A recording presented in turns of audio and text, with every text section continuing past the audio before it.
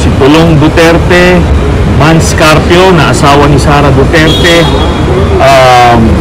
Nicanor Faildon, Allen Capuyan, Charlie Tan at iba pang miyembro ng Davao Group Drug Smuggling Syndicate. Ito, ako po ay nag-file ng drug smuggling charge against si Pulong Duterte, Mans Carpio na asawa ni Sara Duterte, Nicanor Faildon, Allen Capuyan, Charlie Tan at iba pang miyembro ng Davao Group Drug Smuggling Syndicate. Ito ay in connection with the 6.4 billion peso shabu shipment na nahuli noong 2017. Ang mga nakalap namin na ebidensya ay bunga ng Senate investigations noong 2017 din, pero ito yung mga pinilit na pagtakpan ng Duterte administration nung sila ay nakapwesto pa. Kaya ngayon, nakahanap tayo ng magandang pagkakataon na mag-file nito kaso nito. Sir, ano sabihin niyo yung pinakamalakas na ebidensya to say na involved na talaga sila at sila yung nasa likod nitong shipment na ito? Iba-iba po, no? May mga documentary at testimonial evidence tayo nakalap. Ngayon, because of the sensitivity and the personal security issues surrounding this case, talagang kailangan na lang natin antayin ito maipresenta sa korte. Ngayon, ganito yung naging sistema. Ang pinakang drug lord dito ay si Charlie Tan, nakapartner ito ni Michael Yang. Magkapareha sila ng triad. Tapos ang naging protector ay sila Pulong Duterte at Mans Carpio. Tapos ang mga naging facilitators naman ito na naipasok ito at naipuslip palabas ng customs ay sina Faildon, sina Allen Capuyan at iba pa na mga na-mention dun sa case. Ang naging protector ay sila Pulong Duterte at Mans Carpio. Tapos ang mga naging facilitators naman ito na naipasok ito at naipuslip palabas ng customs ay sina Faildon, sina Allen Capuyan, yung mga pinilit na pagtakpan nung Duterte administration nung sila ay nakapwesto pa. Kaya ngayon, nakahanap tayo ng magandang pagkakataon na mag-file nitong sina Pulong Duterte, Mans Carpio, Nick Faildon, Allen Capuyan, Charlie Tan, and others na members ng Davao Group Drug Smuggling Syndicate. In connection with the 6.4 billion peso shabu shipment na raid at na confiscate ng gobyerno back in 2017.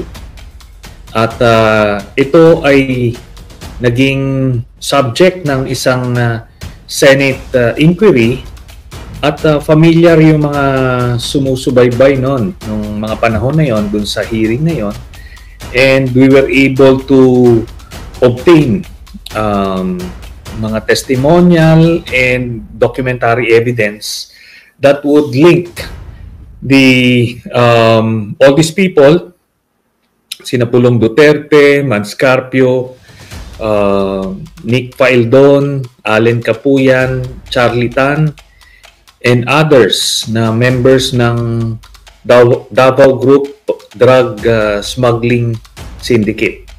No? So, yun. Ngayon, ng mga panahon na yun,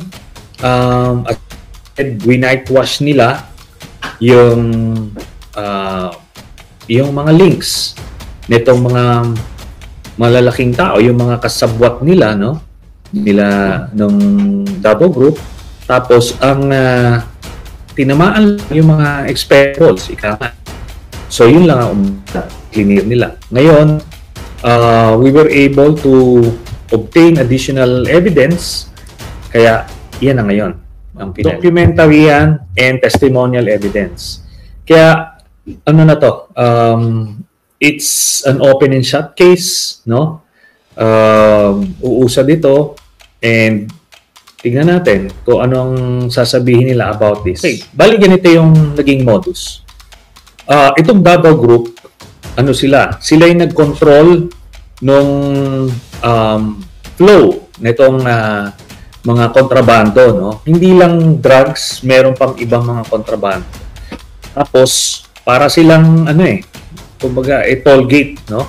So, yung mga regular smuggling, pinapalusot nila, lahat sila. Tapos, yung mga special na smuggling operation na nandiyan na yung mga droga, yun ngayon ang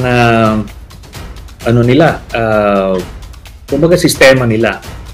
Tapos in this particular shipment, ang pinakang drug lord na nag-finance dito at nagpasok nung droga is si Charlie Tan. Itong Charlie Tan, kapartner ito ni Michael Yang, no? Sa Davao pa, pero barkada ni Pulong, no? Si Charlie Tan, si Michael Yang, tsaka si Pulong, members yan ng Triad. Okay? Kaya nung dito na, nagpresidente na si Duterte, dinala nila yung operations na yan dito sa Manila. So, ang nag-a-act basically ng pagiging protector, itong si Pulong and si Mans Carpio. They will make sure na because of their influence, talagang walang aangal, walang haharang sa shipment. So meron ka ng drug lord na financier, may mga protector ka, tapos ito naman yung mga facilitators, sina Nick Faeldon, yung si Neil Estrella, yung kanyang deputy, tapos si Allen Capuyan, ito yung big brother na tinatawag, no? Siya naman yung kumakausap dun sa iba pang mga kumbaga pinagdadaanan ng mga shipments to make sure na hindi sila maharang hanggang palabas ng customs. So itong shipment na to, nakalabas ito because of the interventions of this Davao Group. Tapos natimbrehan ito galing sa China, no? Apparently, yung mga karibal na triad nitong mga ito, sila mismo yung nagsumbong sa Pilipinas at sa Philippine authorities para masabat itong shabu shipment na ito.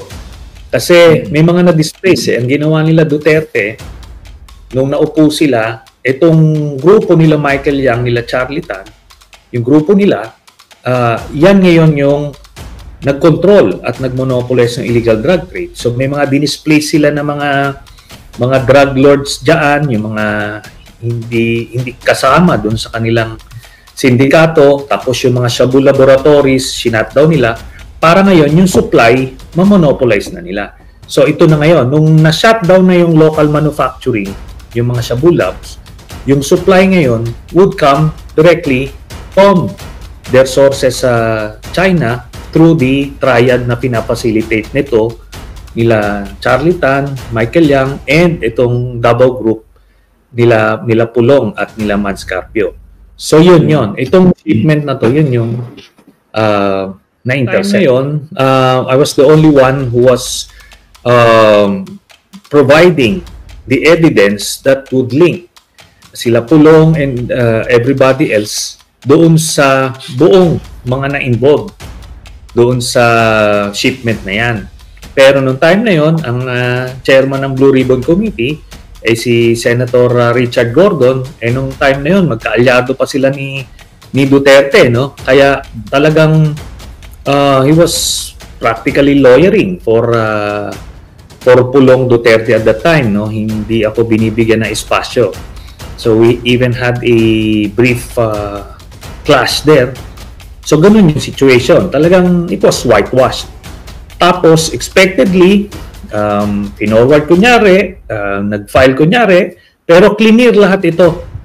Itong mga taong involved na to. It's still ongoing, pero yun nga, no? Sila pa yung may audacity to do that. So nag-file sila ng iba't ibang harassment cases against me. But yun na nga, nothing is taking so far, no? And kaya ngayon, ito naman. Okay. Nakita natin that they're not in control of the judiciary anymore. So it's time to file. Alam nyo, because of the sensitive nature of this case, may mga testigo na syempre pag nalaman nilang sila yung mga testigo, malalagay sila sa alanganin.